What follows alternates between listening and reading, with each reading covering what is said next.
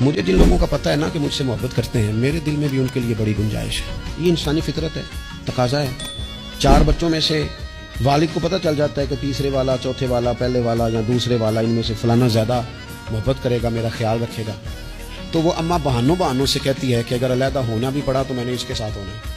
کیونکہ اسے پتہ ہوتا ہے کہ وہ خود بخود طبیعت میں گنجائش بن جاتی ہے۔ یہ کیسے ہو سکتا ہے کہ بندوں سے ہم پیار کریں تو وہ ہمارے لیے اتنی گنجائش بنے بلا مثال و بلا تشبیہ؟ اگر ہم رب کی رضا پہ چلیں گے تو پھر اللہ کتنی کرم نوازی فرمائے گا۔ جب اس کریم کی بارگاہ عالی مرتبت میں ہمارے جذبات پہنچتے ہیں، صاحب رسالہ کشاریہ کہتے ہیں اللہ تعالیٰ نے حضرت داؤد علیہ السلام کو وہی فرمایا اے میرے نبی،